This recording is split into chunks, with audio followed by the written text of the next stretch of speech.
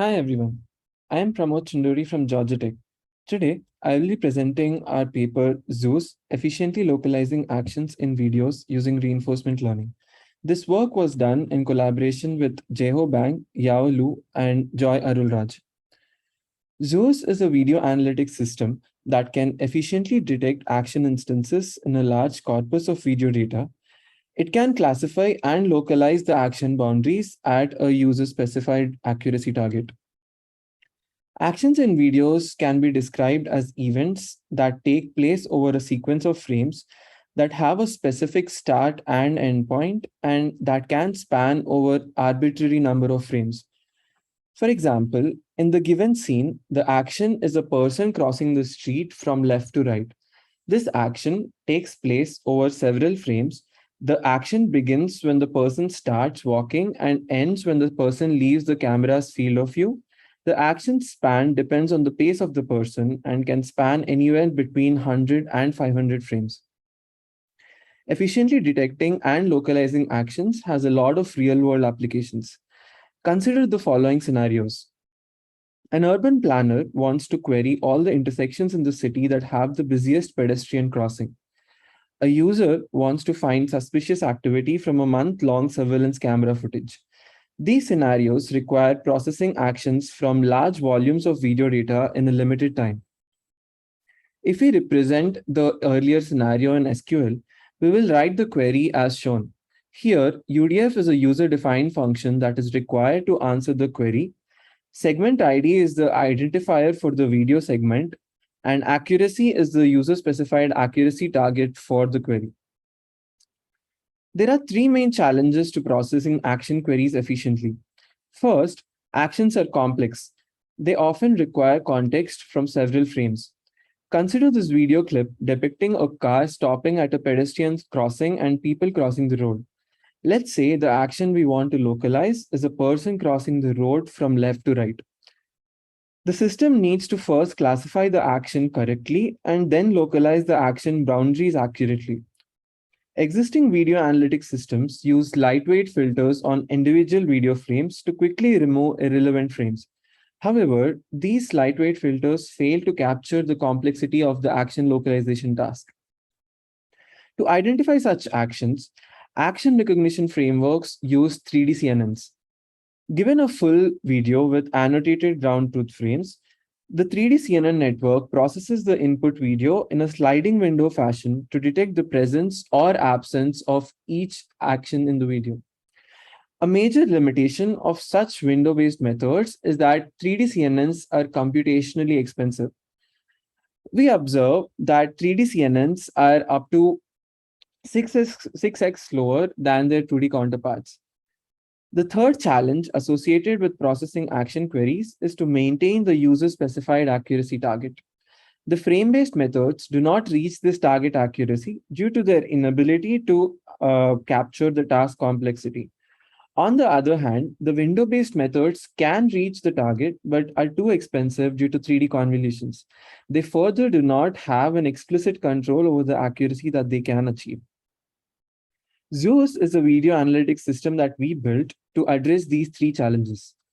Zeus takes a video and an action query as input. It has a query planner that trains a reinforcement learning agent with accuracy-based rewards. The query executor of Zeus then uses the trained RL agent to process the query efficiently and accurately.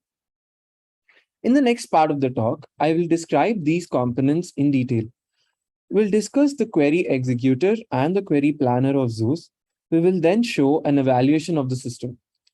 Let's start with the query executor. The first important abstraction used by the Zeus query executor is that of a configuration. Configuration is a three-tuple of input video properties, namely resolution, which is the height and width of frames to use, segment length, which is the number of frames to use in the current input. Example, a stack of 4 frames or 16 frames. Sampling rate is the frequency at which to sample the video to generate the input. Example, 1 in every 8 frames. This configuration has two functions.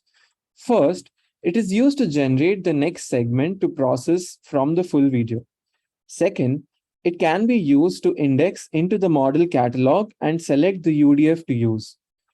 We use an ensemble of action recognition models trained using different architectures, resolutions, segment lengths, etc. We call this ensemble APFG, the Adaptive Proxy Feature Generator. The APFG ensemble provides a better accuracy and flexibility compared to a single action recognition model that only supports segments of fixed resolution and length. Moreover, the APFG can leverage a wide range of other action recognition models. The APFG processes the generated input segment to produce a proxy feature vector. This proxy feature vector has two functions. One, it is fed to a classifier to generate the prediction for the selected segment. Two, it serves as an input to the RL agent to generate the next configuration. To see how this query execution scheme facilitates higher accuracy and throughput, let's take the previously introduced example. The person is crossing the road from left to right and eventually disappears from the field of view. In the first time step, let's assume that the configuration used is 206.4. That is, 6 frames size 200 cross 200 sampled once in every 4 frames. In this time step, the agent processes 6 times 4, that is 24 frames, generates an output label of action and moves to frame 25. In the next two time steps, the RL agent consumes the feature vectors from the previous time steps and detects actions. So the agent uses the appropriate configurations and correctly predicts actions. In the final time steps, the agent detects the end of the action from the previous time steps feature vector and uses a much faster configuration of 158.8 that correctly predicts the absence of an action. As we can see, in 4 time steps, the query executor processes 104 frames, and 88 of these frames are processed at low resolutions. Note that it does so while ensuring that the critical action frames are processed by more accurate configurations. Now that we have seen how the query executor works, let's move on to the query planner of Zeus. We model our problem as a reinforcement learning problem with the following properties. State is the feature vector emitted by the APFG. Environment is the full video on which the agent operates. Action is the configuration chosen by the agent in each time step. And agent is a deep neural network. Using these properties, we use the deep Q learning algorithm to train an RL agent. DQN has two main components, experience generation and model update. In experience generation, the agent performs actions to traverse through the environment and generates a new state and reward. For each such transition, we get the 4 tuple of state, configuration, reward, and next state. This 4 tuple is called an experience tuple. In the model update phase, it uses the experience tuple to compute the loss of the transition based on the expected reward and then updates the model parameters.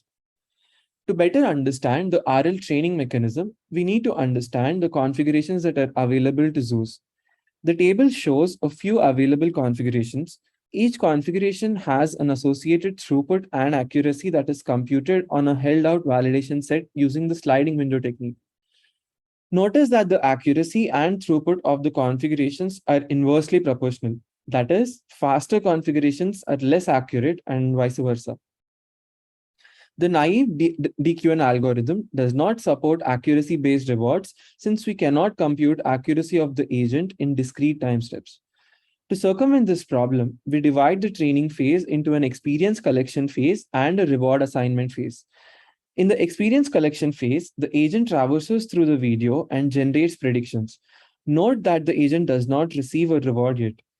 After the agent traverses through the length of a predetermined aggregate window, we compute the accuracy of all the decisions made by the agent in this window. If this accuracy is greater than the user-specified target, the reward that the agent receives is inversely proportional to the accuracy. Here, we use the observation from the previous slide that more accurate configurations are slower. So, if the agent crosses the target accuracy, we want the agent to be as fast as possible. On the other hand, if the accuracy is less than the target accuracy, the agent is penalized, and this penalty is inversely proportional to the accuracy. So, the lower the accuracy, the higher the penalty. As we can see, throughout this strategy, we push the agent to reach exactly the target accuracy, not higher or lower. Now, we present an evaluation of our system.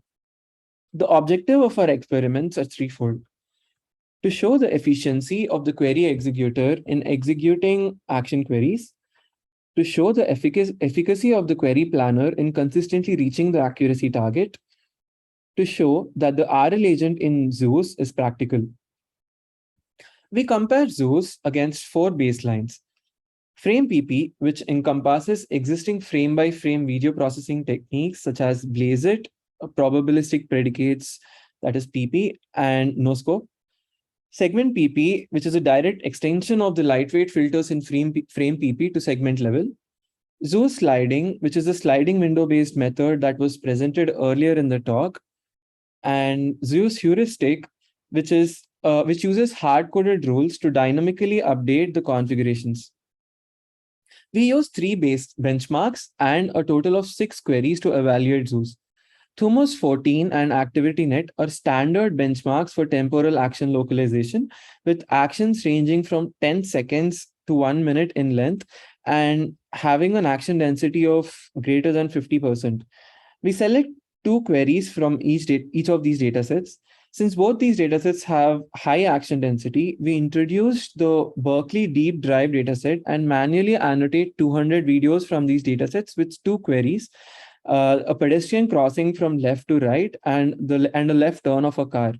The actions in this dataset are much shorter, averaging 4 seconds in length, and only 7% of all video frames in this dataset contain actions. In the first experiment, we compare our RL-based dynamic approach to the static sliding window-based approach. We see that our dynamic configuration selection scheme improves the throughput of video processing by up to 4.7 times while consistently reaching the accuracy target.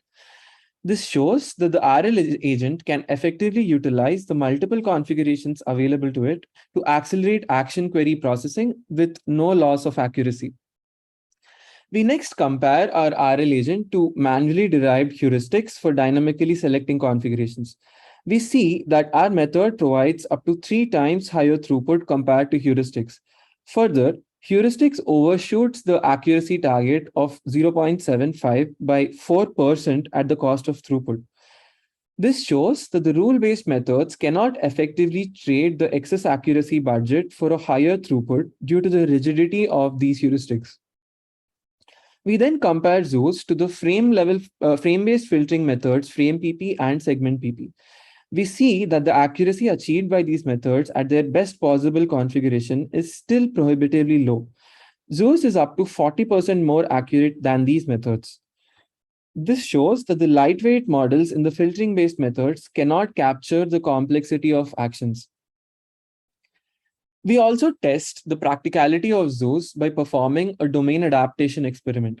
Specifically, we train the agent on videos from the BDD 100K dataset shown here on the left that were captured in the United States. We then apply the trained agent directly on target videos seen on the right, captured in Frankfurt, Germany, from the Cityscapes dataset. As you can see, the two videos are quite different in terms of lighting conditions, lane markings, road signs, etc. We see that Zeus maintains most of its performance benefits over other methods, providing up to 4x higher throughput than the sliding window method. All the methods see a slight drop in accuracy, which is expected due to the data drift. Finally, here is a demo of Zeus executing the query cross-write.